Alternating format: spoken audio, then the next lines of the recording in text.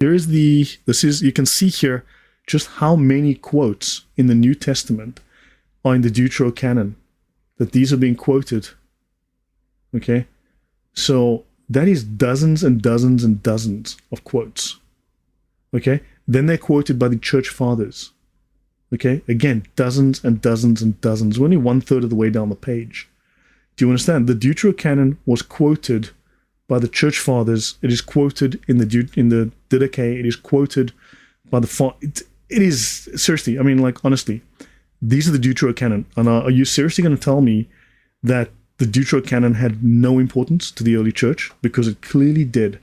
When you see this much content of the Deuterocanon within church records, church history within the Old New Testament, then Martin Luther clearly had an agenda. Okay, so some of the Deuterocanon texts that Protestants reject as non-inspired because they... So, it's actually the 10 statements. They're correctly quoted in the Hebrew, the 10 statements. Okay, so Protestants rejected some of the older books, right, the Deuterocanon. They rejected some of them for the simple reason that they weren't written in Hebrew. Sorry, they weren't written in Arabic. Because if it's not in Arabic, it's not good enough. Sorry, nothing to do with Islam. Sorry, Hebrew. Yeah, nothing to do with Islam.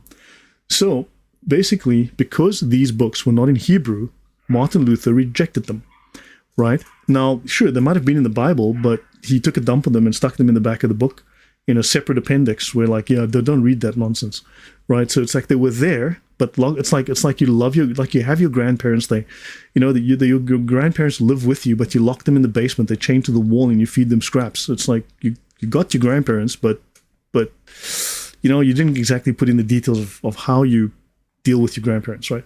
So anyway, so these books were not in Hebrew, and he said that the 10th century Jews or 11th century Jews did not regard these books as legitimate because they were not in Hebrew, they were in Greek. Now, these books were in the Septuagint, so they were in use from the very beginning, right, by even the apostles. They were using these books, remember? So these books have been part of the early church from the very beginning. But because these books are not in Hebrew, the 10th century, 11th century Jews rejected them, and therefore the Reformers rejected them, until among the Dead Sea Scrolls, these books were found in Hebrew. So then, when these books were found in Hebrew, this, of course, undermined the Protestant objection to these books, because they threw them out because they're not in Hebrew, not in Arabic, sorry. If they're not in Arabic, then Allah couldn't have spoken them. Okay, so Allah didn't speak them in Arabic, so therefore these books cannot be holy. So when they found them in Arabic, in the Dead Sea Scrolls, the Protestants said, we're sorry, we made a mistake. We realized that we should have included these. No, they didn't. Of course not. Of course not. No apologies forthcoming. They didn't say we're wrong, we made a mistake. They're like, yeah, okay, well, moving on.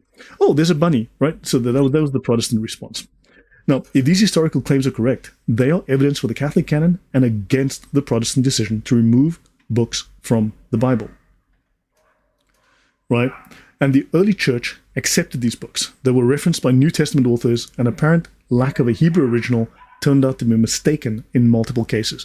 So, sarcasm aside, am I making sense? All of this that I'm presenting, all the evidence, does this make sense? Is this logical? Is this rational? Is this all sensible to you?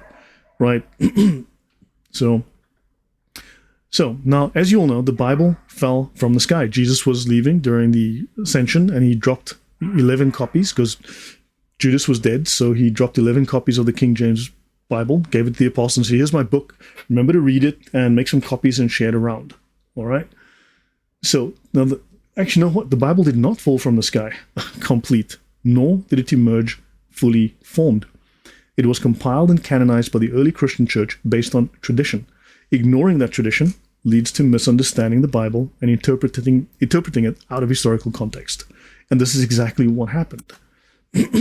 Dead Sea Scrolls debunks that they were in Hebrew too, but a lot of Protestants can't see that. Yeah, the Bible is subject to human interpretation because the Bible is a creation of the church. The church came first. There was tradition. Then came the church. Then came the Bible. Right? It wasn't the Bible first, and then came a tradition, and then came whatever. That's not how it worked. Right? So the Bible is subject to human interpretation. Church tradition helps to guide this interpretation and avoid erroneous personal conclusions. There were golden tablets. Villainous, 2 days ago, I made a post. Someone mentioned to me that that the menorah in one of the Old Testament books, and there were 66 branches on the menorah, and this is a sign from the Bible that there are 66 books in the Bible, and that the Bible existed in heaven before it came down to earth. And I was like, what am I even hearing? Okay, I thought I was going to get brain damage reading this stuff.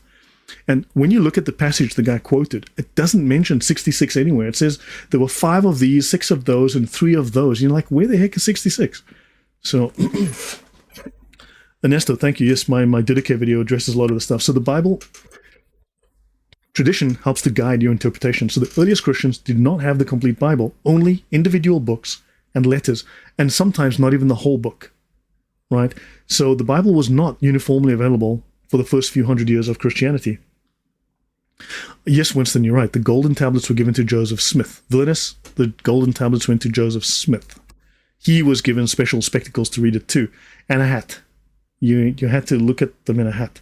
So to ignore tradition, right? So the early Christians relied on church tradition and the guidance of their leaders who were given authority. Those who hear you, hear me, right? And of course, the apostles were given authority to pass on that leadership role to those who came after them. So to ignore tradition is to ignore what the first Christians actually believed and practiced. And that's exactly what Martin Luther did. He just absolutely flat out ignored anything before him. So the Bible tells Christians to hold to tradition. There are multiple passages, but for instance, 2 Thessalonians 2:15 tells believers to stand firm and hold fast to the traditions you were taught, whether by word of mouth or letter from us. It explicitly says stand firm and hold fast to traditions. You have other verses that say things like, were we to write everything that happened, no books on earth could hold the amount of things we would have to say. So the Bible critically states that there's tradition that was included that was not written. So yet Protestants will simply ignore that. I've seen too many times. They have wonderful excuses for just ignoring the stuff, brushing it aside, and never happened. So there are parts of Christian belief and practice that are not fully specified in the Bible, as we discussed. But ignoring tradition actually contradicts the Bible. But yet Protestants will say that's man-made tradition. They ignore tradition. Yet they have traditions derived from Luther, and then they'll ignore Luther.